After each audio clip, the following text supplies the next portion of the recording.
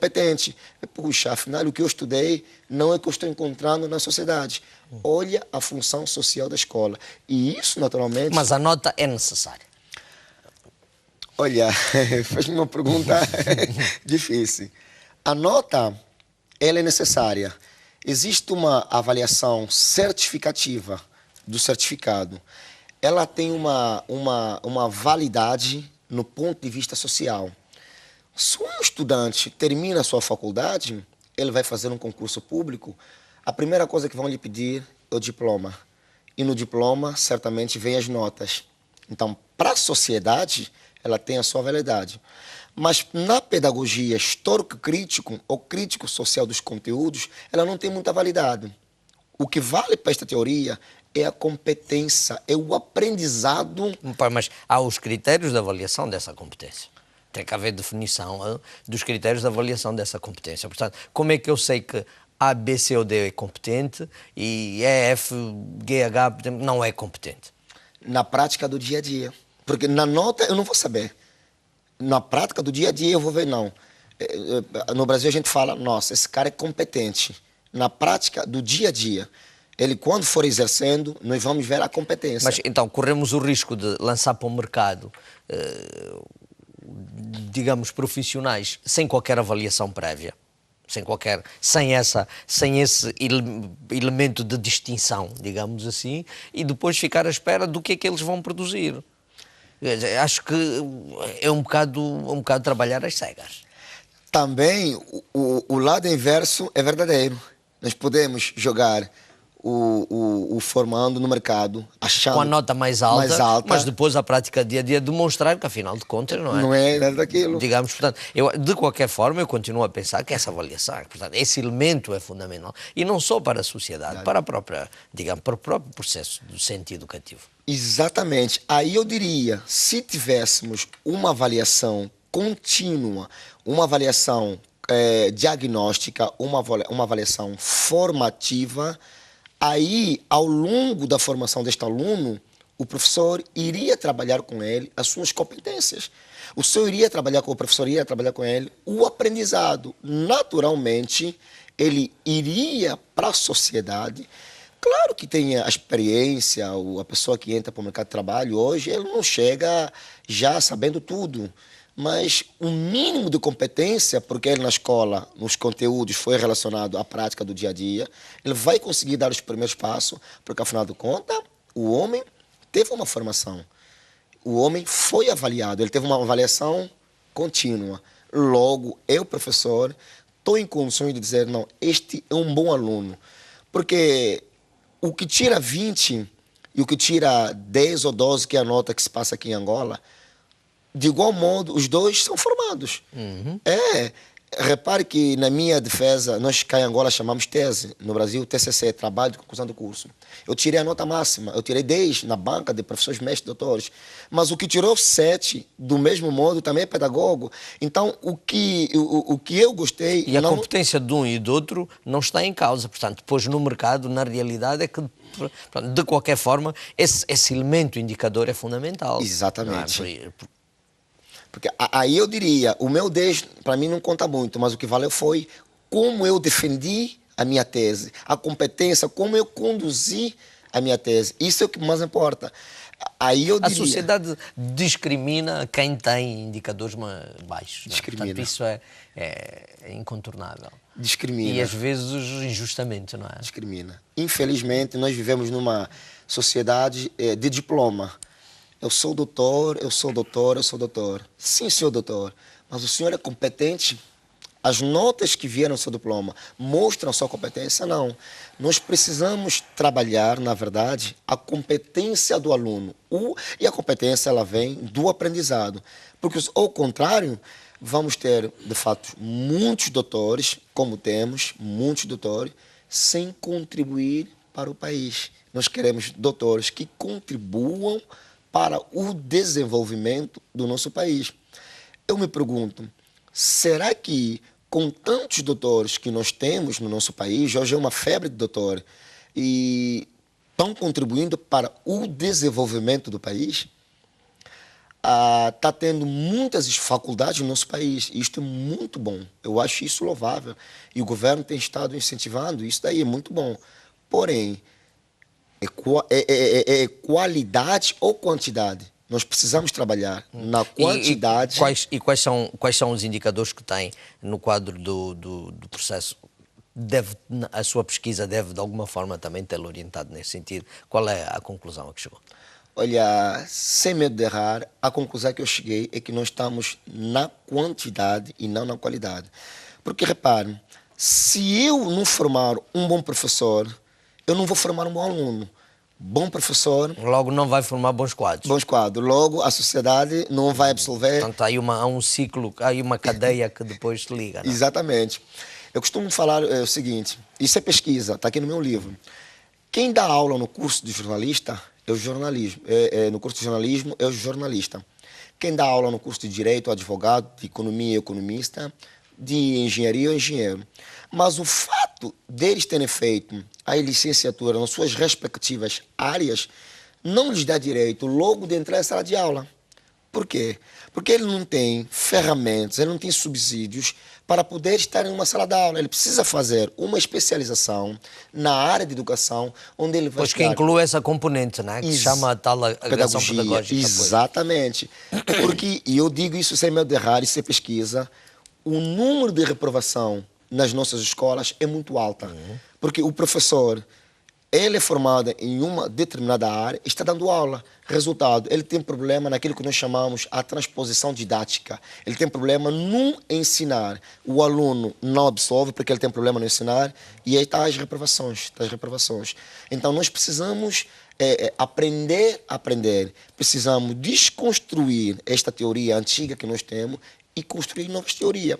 O professor de Direito, faça uma especialização na área de educação e tu verás o fruto do seu ensino. Não existe professor sem aluno e não existe ensino sem aprendizado. Uma está intrinsecamente ligada com a outra. Professor Gangula, vamos fazer um breve intervalo nesta edição. Esgotamos a primeira parte dessa edição de hoje de grande entrevista. O meu convidado de hoje, o pedagogo Gangula Miguel de Sousa, autor da obra A Prova que Não Prova Nada. Centramos essencialmente na problemática da avaliação escolar. Vamos para um breve intervalo e eu volto já a seguir.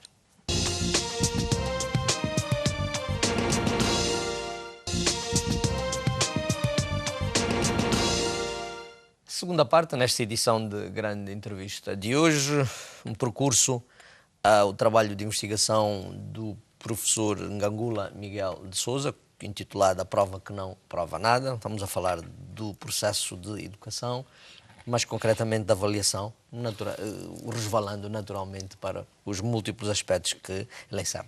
O modelo de escola em Angola é mais tradicional, é aquele convencional: professor, aluno, escola, etc. Portanto, tudo ali devidamente marcado, não é? Portanto, é verdade. Nós sabemos que fomos colonizados pelos portugueses e herdamos muita coisa do português. O português é muito formal, né? E eu, quando cheguei no Brasil, eu assustei. Terminou a aula e meu professor me bateu nas costas. E Gangula, vamos tomar um café? Eu disse, o que é isso? Isso em Angola não existe, a menos que haja já uma amizade entre professor e aluno. Infelizmente, os nossos professores estabelecem-se ali barreiras. Esta barreira. Isto dificulta no processo de ensino e aprendizado. Porque eu falo sobre a democracia na escola. O que é democracia?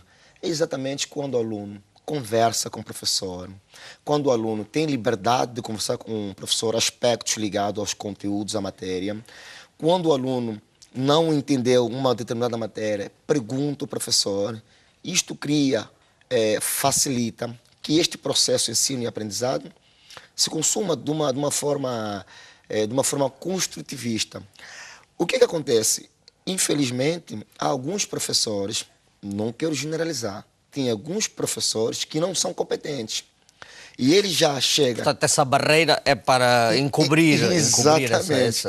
Ele já chega na sala de aula já metendo essa barreira e tal, não pergunta, quem manda sou eu. O professor, ele... Mas há outros que estabelecem exatamente para marcar essa distância, essa diferença também. Eu sou professor, tu és aluno, independentemente da minha competência. Não? Eu acho que isso não é bom, porque amanhã, quando o seu aluno ser formado, ser alguém na sociedade, você, professor, vai ficar alegre. Pá. Eu formei este aluno. Isto é bom. Colocando esta barreira, o aluno amanhã está alguém na sociedade, ele não vai ter boas lembranças do professor. Porque a pedagogia, literalmente a palavra pedagogia quer dizer ensinar, pegar nas mãos, ensinar, levar o caminho da instrução. E esta é a função do professor. Agora, quando se coloca esta barreira entre professor e aluno, claro que cria problemas no processo de ensino e de aprendizagem. Os alunos não sabem a quem recorrer dentro da sala de aula. E fica aquela coisa. Reconhecidamente, Angola não tem receio em dizê-lo, certamente. Portanto, o nível dos professores, o nível do professor no nosso país ainda deixa muito a desejar. Deixa, porque nós temos professores bons que se formaram fora, que se formaram aqui, temos professores competentes. Mas isso tudo faz parte da conjuntura. Nós viemos de muitos anos de guerra, o governo está investindo pesado na educação. Então, mas temos aquela debilidade. Primeiro, o professor, se ele não tem acesso à literatura, ele não pode ser um bom professor. A própria formação do professor, a estrutura, o material didático, isso tudo... Aliás, o próprio professor deve estar sujeito a um processo de capacitação contínua. Exatamente. Não é? E eu digo que no Brasil tem a formação continuada. E eu acho que o governo tem também aqui feito esse trabalho, dando palestras para professores, a formação continuada, congressos, simpósios. Isso ajuda o professor. Mas, de uma maneira geral, nós temos sim problemas com muitos professores. E eu estava falando com uma aluna, ela olhou para mim e disse, olha, o meu professor nem sequer sabe se dirigir para os alunos. Isso é um problema grave. Como é que o professor não sabe se dirigir para os alunos? O professor, ele tem que ser a autoridade máxima na sala, mas, porém, não pode ser autoritário. São coisas distintas. E ela perguntou, e o que o senhor acha da reprovação? Aí eu disse o seguinte, o professor pode sim reprovar o aluno. A gente no Brasil chama reter o aluno. Porém, reprovar o aluno por reprovar não resolve. Eu preciso reter o aluno em determinada série, faculdade ou ensino médio, mas eu tenho que retomar o problema do não aprendizado, né? E aí sim, porque se eu reprovar o aluno e não resolver o problema do não aprendizado, o aluno vai ficar 5, 10, 15 anos e não vai aprender. E sem perceber porque é que está ali retido. Exatamente. Existem modelos de gestão escolar. Existe o modelo da gestão compartilhada, existe o modelo da gestão democrática e existe o modelo da gestão de qualidade total. No modelo, isso tudo gestão escolar. A gestão democrática, dentro dessa gestão, existe um negócio que se chama conselho escolar e conselho de classe. Neste conselho de classe, eles vão discutindo os alunos que reprovaram para retomar onde eles reprovaram, por que reprovou, vão retomar esses conteúdos, o aluno aprende e no ano seguinte ele transita de ser. Ele precisa transitar aprendendo, sabendo. Claro que eu, como professor, não vou poder aprovar um aluno que não sabe. Eu vou reter, mas vou retomar, olha, teu problema é na escrita, o teu problema é no aprendizado, o teu problema é aqui, é aqui, é aqui. O aluno vai saber, não, eu reprovei por isso e vou me dedicar com a orientação do professor até que ele aprenda. Porque se eu ver um prédio com rachaduras e tirar o povo do prédio e não resolver o problema da rachadura daquele prédio, um dia aquele prédio vai desmoronar e vai matar muita gente. Assim o aluno que reprova. Precisamos ver o problema do não aprendizado dos nossos alunos. O que concorre para essas debilidades, muitas, múltiplas, até excessivas, que os professores revelam aqui no nosso? Quer na relação, sobretudo nesse de relacionamento, não é? Portanto, que tem várias formas de... Olha, eu diria que a nossa sociedade, de facto, ela vive muito de... Por exemplo, o professor sente que o professor angolano é um profissional motivado para exercer a profissão? Eu diria que sim, ele é até motivado. Eu diria que sim, ele é motivado. Porém, para ser professor, precisa a motivação e precisa também o saber ser professor. Porque ele pode ser motivado, mas se ele não sabe ser professor, se ele não aprendeu a aprender, ele vai ter problemas em sala de aula. E o nosso problema, de fato, é esse. Nós temos muitos professores que terminaram a sua licenciatura, logo já estão dando aula. E isso é bom. E alguém me disse, não, quem não tem cão, caça com gato. Pronto, eu relevei isso.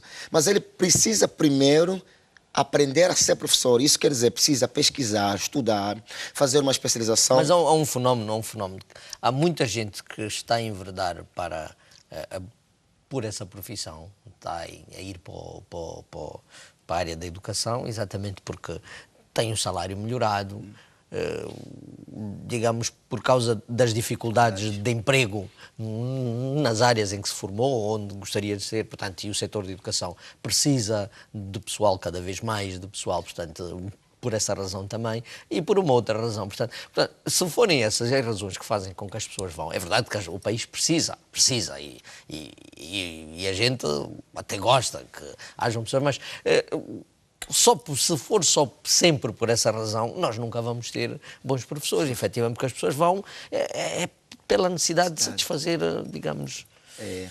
E lamentavelmente, então, era isso. tem acontecido isso. Esse seu comentário também em relação a isso. Eu acho que o governo está atento a essas questões. E o governo agora está criando mais escolas, né? E eu creio que o governo vai direcionar agora as suas baterias para esta área, de formar um professor com todos os requisitos que se exige a nível de pedagogia. O homem se formou, quer dar aula, o governo precisa formar esses formandos um curso de 7, 8, 9 meses, um ano na área da educação, para que ele tenha ferramentas, para que ele tenha didática, para que ele tenha a pedagogia, para que ele possa entrar numa sala de aula. Sabe que o Brasil, eu tenho que fazer relação com isto porque eu moro no Brasil.